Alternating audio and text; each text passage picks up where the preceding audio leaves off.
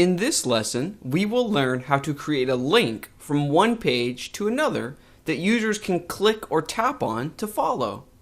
In front of you is a very simple example page that I've created for this lesson. You can see that this page has nothing more than a header and a paragraph. Our goal for this lesson is to make the words favorite colors a link that users can tap or click to go to a new page. Let's take a quick look at our text editor to view the code that's creating this sample page. You can see that we have a paragraph. Welcome to the home page. Learn more about my favorite colors. So if we want the words favorite colors to be a link, we will wrap it inside a new element.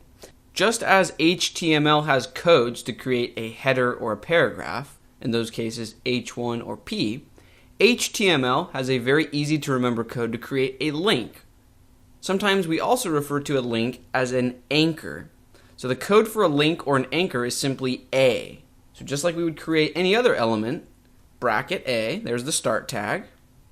And then if we want the element to end here, we would include a closing tag. Now if I save the changes and then refresh in the web browser, we will see absolutely nothing change. That's because we need to add an attribute to this element. In other words, we need to tell this link where the new page lives or what we're linking to. So let's imagine that I will create a new page named favoritecolors.html. Let's link to that. Inside this start tag, we'll create an attribute named href, and we'll give it a value of favoritecolors.html.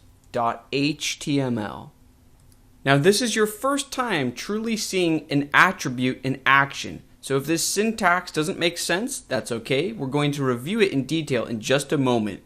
But for now, let's work on getting this link set up. So if I refresh in the web browser, we can now see that the word favorite colors is a link. It's blue and it has an underline. However, if I click it, we see that our browser cannot find the file. And that's because I have not yet created a new file named favoritecolors.html. So let's do that right now. There are many different options for creating a new page. We could create an entirely blank new page and type out this template from scratch, or we could simply duplicate our existing index page and then make a few adjustments. So that's what I'm going to do. So I just created a duplicate copy, and then I will rename this duplicate to favoritecolors.html because that's the name of the file that we've told this link to point towards. So now if we open up this duplicate copy named favoritecolors.html, we can just change the title to favorite colors page. Information about my favorite colors. Let's also adjust this paragraph text to read, I prefer cool colors. This includes blue, green, and certain shades of purple. So if I save in our browser now, if we go back to our index page and refresh, if we click on the favorite colors link, it takes us to the new page. You can see the text that we just typed. Now let's give ourselves another exercise. Let's create a link on this new page to go back to the home page. So let's hop back to our text editor, and this time let's review the syntax for creating a link in detail. So we'll create a link element and we'll say back to home page, and then we'll close the link or anchor element. Now the HTML attributes is something that we really want to pay close attention to. So inside the opening tag, we create an attribute named href. This stands for hypertext reference.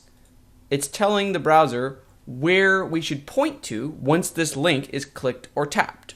So we include the name of the attribute and then an equal sign and then quotes, and then we just include the name of the file that we want to link to. So in this case, we want to link back to the home page, index.html.